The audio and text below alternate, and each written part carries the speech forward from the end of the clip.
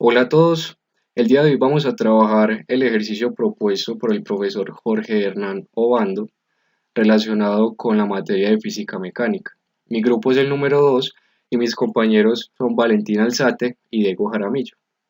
En este caso vamos a solucionar el ejercicio número 3, el cual tiene el siguiente enunciado. En una feria regional, un niño lleva su osito de peluche en una rueda de la fortuna de feria gigante.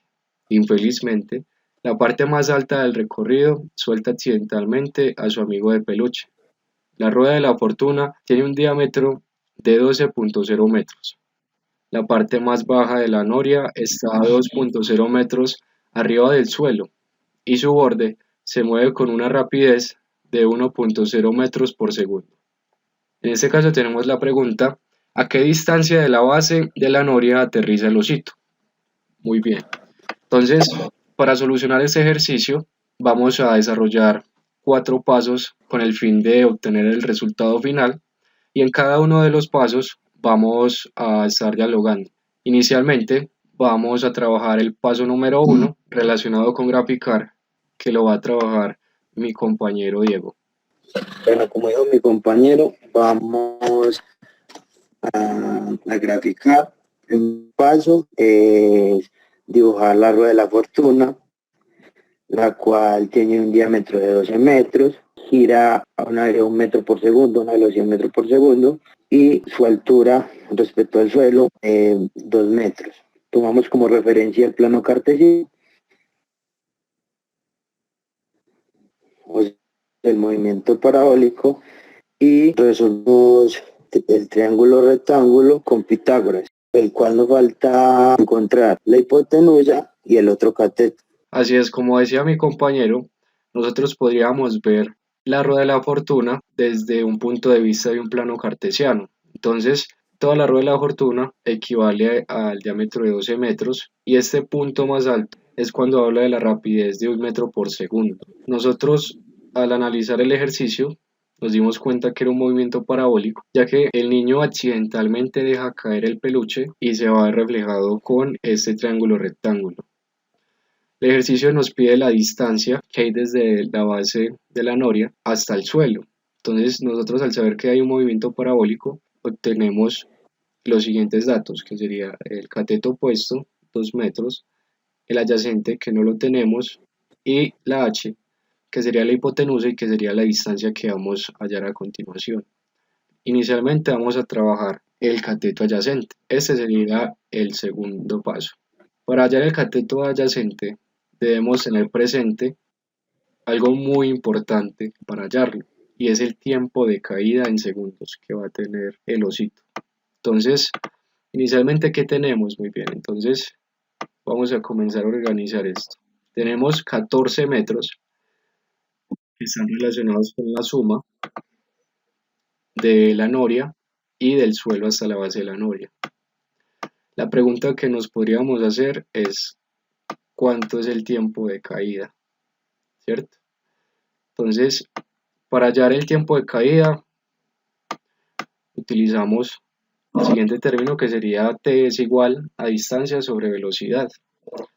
Y si hacemos el proceso con la distancia hasta en metros, la velocidad en metros por segundo, obtenemos lo siguiente: metros sobre segundo, y ya si aplicamos la ley de extremos sería metros sobre 1, esto sería el 1, y entonces ya podríamos sacar de que se cancelan los metros y queda segundos. Entonces, de esta manera podríamos obtener el tiempo. ¿Qué pasa con esto? Tenemos la distancia. Cuando hablo de la distancia me refiero a la altura que hay desde el suelo hasta el punto más alto de la noria, pero no tenemos la velocidad. Entonces, en este caso vamos a analizar también algo adicional, y es que el osito tiene una aceleración reflejada con la gravedad.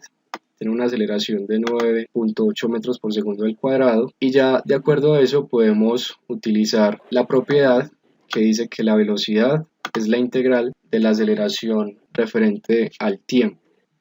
Entonces, integral la aceleración referente al tiempo, y si lo solucionamos quedaría de la siguiente manera: es igual a aceleración al cuadrado sobre 2 más c. pero sé que sería en este caso. La C en este caso corresponde a la velocidad inicial, en este caso en el eje Y, ya que estamos trabajando sobre este eje. Y como el niño no tiró el osito, no lo tiró hacia arriba y luego cayó, es decir, se le cayó accidentalmente, afirmamos gracias al enunciado que la velocidad inicial para la caída del osito es 0. Entonces, en este caso quedaría la velocidad es igual a la aceleración al cuadrado sobre 2. Luego de esto reemplazamos los datos, entonces quedaría velocidad es igual a menos 9,8. El menos es porque está en caída, ¿cierto? De igual manera va a quedar positivo porque está al cuadrado, pero es bueno tener presente los signos. Entonces queda menos 9,8 al cuadrado sobre 2. Si hacemos esto en la calculadora, nos debe dar 96,04 sobre 2. Y finalmente, si hacemos la división, nos da 48,02 metros por segundo, que equivale a la velocidad que tuvo el osito hasta llegar al piso. Es decir, ese fue el recorrido que tuvo hasta llegar al suelo. Entonces, ya tenemos la velocidad, que era lo que nos faltaba con relación al tiempo, y ahora lo que hacemos es reemplazar.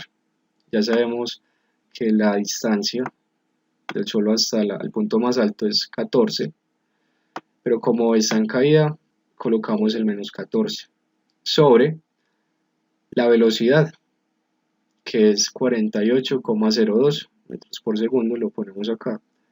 Si hacemos este proceso en la calculadora, nos debe dar 0,29 segundos, y esto es lo que equivale al tiempo en que se demoró en caer el osito hasta el suelo. Entonces ya tenemos el tiempo y de esa manera ya podemos hallar la primera distancia, que en este caso sería el cateto adyacente.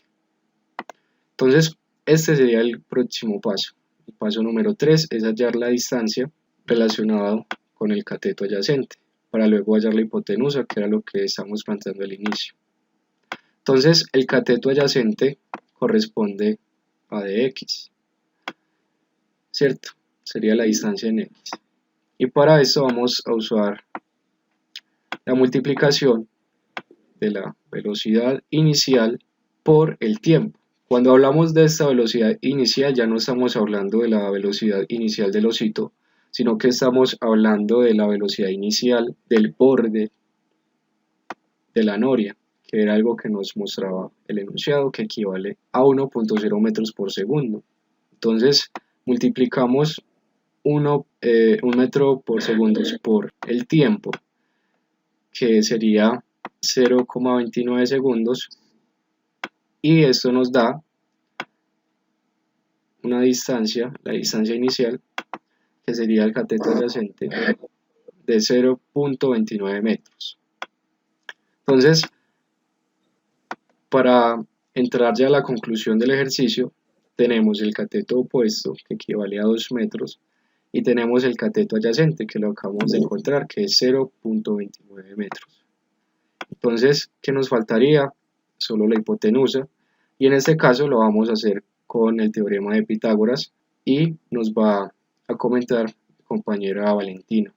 Listo, entonces para realizar el teorema de Pitágoras, para hallar la hipotenusa, vamos a realizar la fórmula, la cual nos va a dar la hipotenusa. Entonces, vamos a realizar primero el triángulo, que sería el cateto opuesto por cateto adyacente.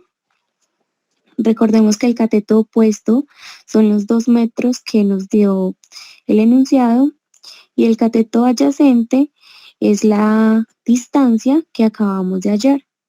Entonces, para realizar la fórmula del teorema de Pitágoras, vamos a realizar hipotenusa, que nos va a dar igual a raíz cuadrada de x a la 2 más y a la 2.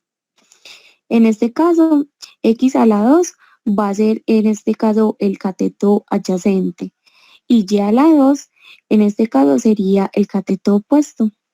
Entonces nos quedaría que la hipotenusa, o h, es igual a raíz cuadrada de 0.29 a la 2 más 2 a la 2, que nos quedaría h igual a 2.02. En este caso, esa sería como la distancia final, entonces tendríamos que la hipotenusa vale 2.02. Listo, entonces en este caso, h es igual a 2.02, que esa sería la respuesta a la pregunta de nuestro enunciado, que la pregunta era a qué distancia de la base de la noria aterrizará el osito. Entonces el osito va a aterrizar a una distancia de 2.02 metros.